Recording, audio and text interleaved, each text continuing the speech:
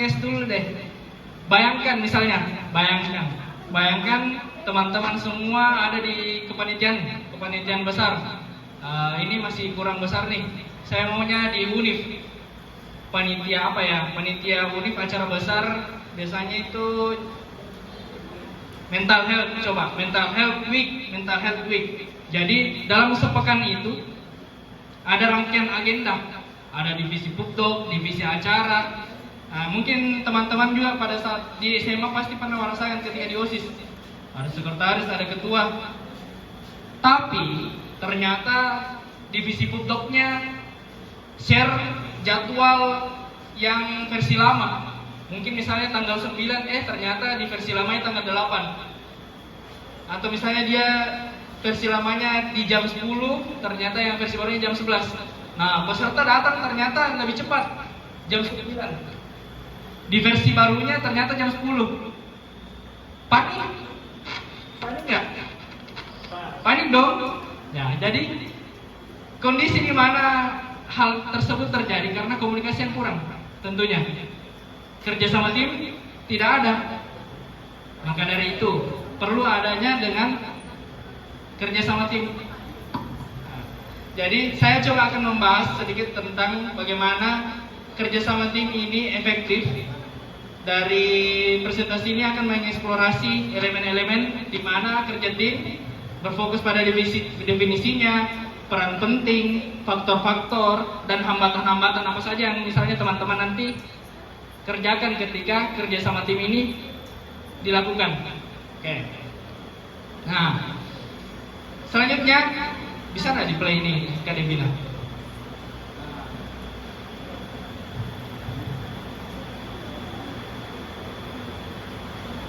Bisa terplay nggak?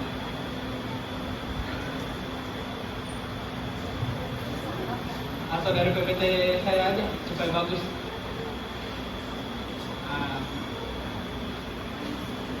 Sebenarnya itu video. Saya coba sampaikan video biar lebih menarik. Soalnya kalau materi doang pasti bosan nih, teman-teman. Ini video tentang kerja sama tim.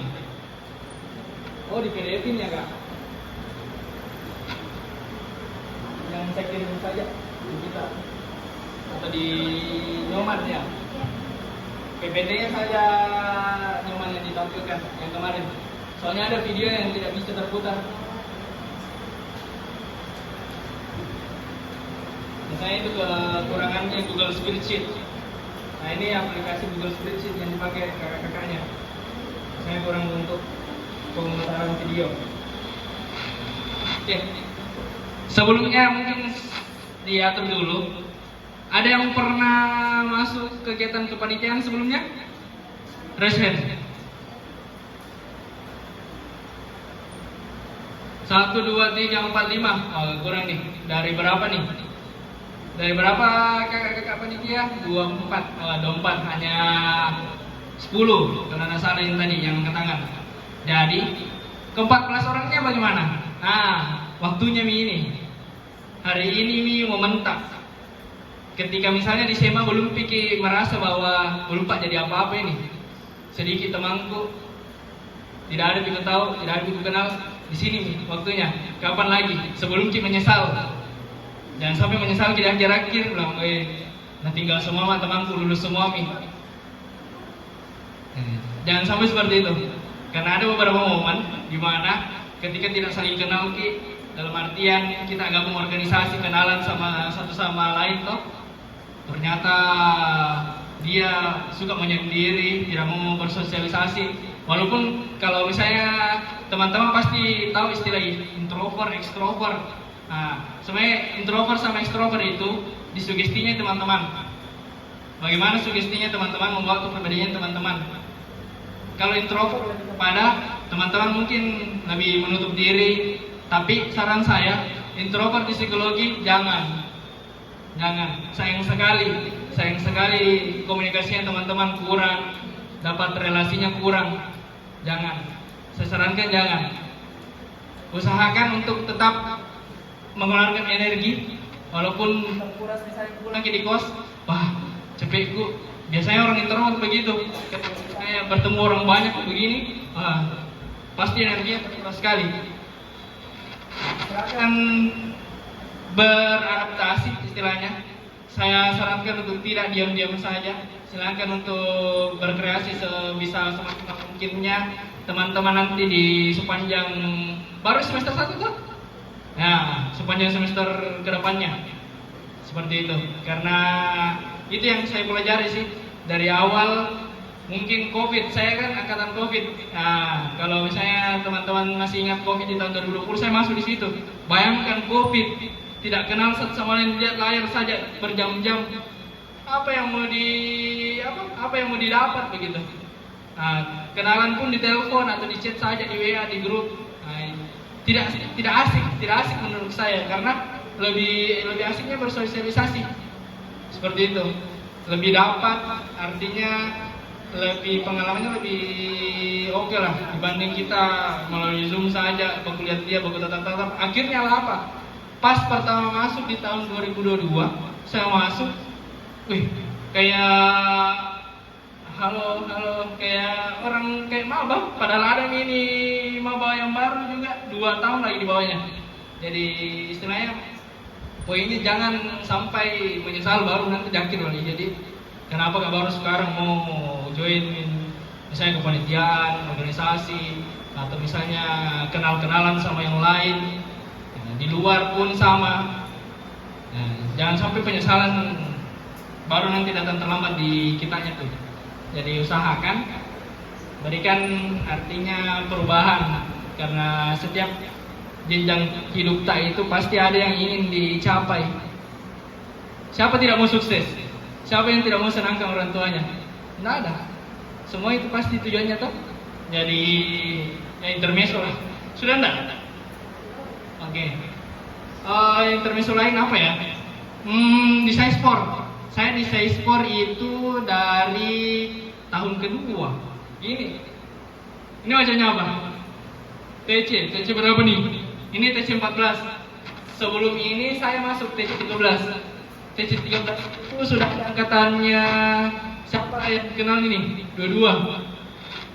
Kak Dewi, Kak Nufu. Nah, itu semua. Jadi saya itu sama mereka, padahal saya 2 tahun di atasnya.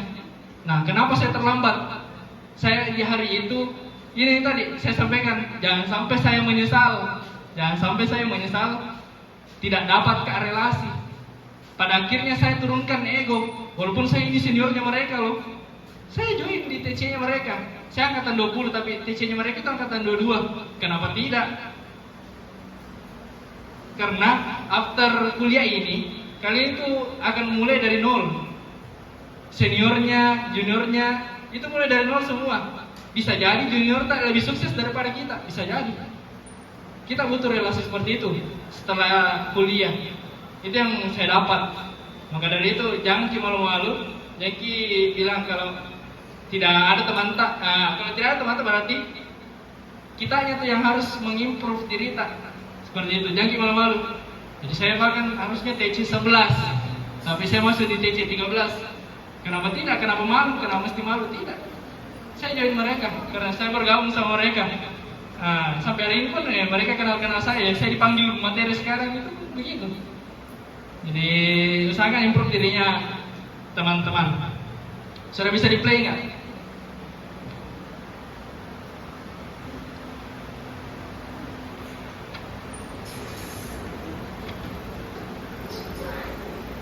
Silakan dinonton dulu.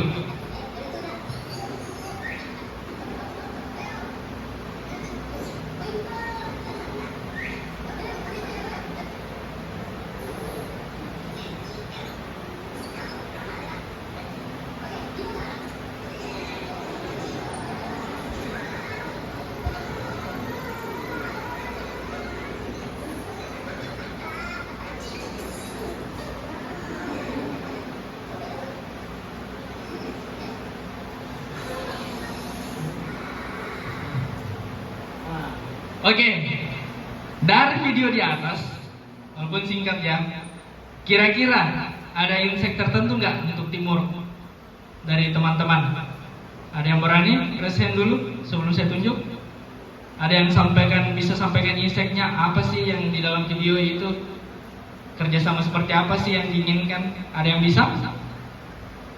Nah, silakan. Baik, terima kasih atas kesempatannya Kak. Perkenalkan, saya Ilham. Jadi yang saya lihat dari video itu meskipun singkat, tapi saya rasa ini sangat berarti Kak dalam sebuah kerja tim. Nah begini, dari video yang saya lihat itu menampakkan bahwa bagaimana kerjasama tim ini bisa dibentuk dalam menyelesaikan sebuah masalah. Tadi satu minion itu tidak bisa menyelesaikan sebuah masalah. Dibutuhkan minion-minion lain untuk membantu dalam menyelesaikan tugas itu. Tetapi dalam sebuah kerja tim ini juga perlu adanya komunikasi seperti tadi yang ingin diputar-putar. Nah seperti itu, saya rasa lebih ke butuh satu sama lain untuk menyelesaikan sebuah tugas dan tetap berkoordinasi pada sebuah komunikasi. Terima kasih. Oke, tepuk tangan Ilham. Good Ilham, poinnya dapat. Ada yang beda enggak dari poin yang disampaikan Ilham? Ada? Nggak masalah. Siapa tahu ada insight lain. Oh, tadi saya lihat ada yang kasih pecah balon lampunya. Kenapa tuh? Ada enggak? Ada yang beda dari poinnya Ilham? Oke. Poin yang disampaikan Ilham itu sudah kompleks, sudah sangat baik, karena kerja tim itu seperti itu. Kita butuh yang namanya komunikasi, di mana persiapan prosesnya dari segala hal dari awal sampai akhir. Ini kita pretest juga, pasti pretest ada, post test juga ada, itu semua disiapkan dan baik. Itu semua karena kerja sama tim. Ada komunikasi sebelumnya, diatur step-stepnya seperti itu. Oke. Ini bisa di next ya. Nah, oke. Jadi untuk definisi dari kerjasama tim ini saya bedakan menjadi 3. Ini menurut Salas, Salas, Kozolski, dan Ligen. Nah di psikologi itu gitu. Kalau misalnya biasa ambil teori-teorinya orang harus dikutip. Misalnya teman-teman di SMA masih terbiasa untuk tidak mengutip sesuatu. Nah, di psikologi itu dibiasakan untuk mengutip ketika bukan milik kita perkataan itu. Nah ini saya ambil dari Salas, Kozolski, dan Ilgen tahun 2006. Di mana kerja tim itu yang pertama itu tujuan bersama. Poinnya tujuan bersama. Karena ujung-ujungnya pasti kita kerja tim karena ada goals yang ingin dicapai. Ada tujuan yang ingin dicapai. Sama seperti teman-teman semua masuk kuliah. Goalsnya apa? Jadi sarjana. Itu tujuan bersama. Nah, di mana kerja tim adalah proses di mana sekelompok individu bekerja sama menuju tujuan bersama. Oh ini, saya jangan di situ deh, dekat-dekat. Oke, lanjut koordinasi. Selain tujuan bersama, ada koordinasi.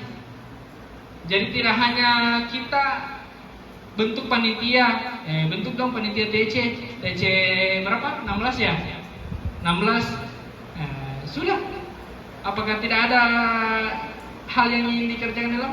Tidak seperti itu. Kita butuh namanya koordinasi. Jadi dalam artian saling melengkapi dan tanggung jawab bersama. Jadi per divisi ada tanggung jawabnya. Misalnya juga nanti di kelas ada core kelasnya kan?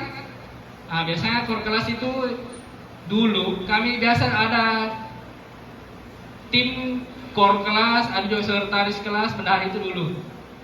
Itu biasanya dulu. Nah, Anda tahu kalau sekarang di kelasnya teman-teman bagaimana? Nah, itu butuh koordinasi. Kalau tidak ada koordinasi, bagaimana cara kita untuk memaksimalkan tanggung jawabnya? Poin ketiga, dukungan dan adaptasi. Nah, dalam kelompok, apalagi mahasiswa, yang melibatkan kepada teman sebaya. Nah, jadi di dalam kelompok atau di dalam sebuah tim, biasanya untuk teman-teman nanti ke depannya pasti melibatkan teman sebaya. Apa itu teman sebaya? Rekan tak? Kanannya Ilham, kirinya Ilham, depannya Ilham, belakangnya Ilham, itu semua teman sebaya namanya. Nah, menghormati pendapat yang beragam dan menyelaraskan upaya individu dalam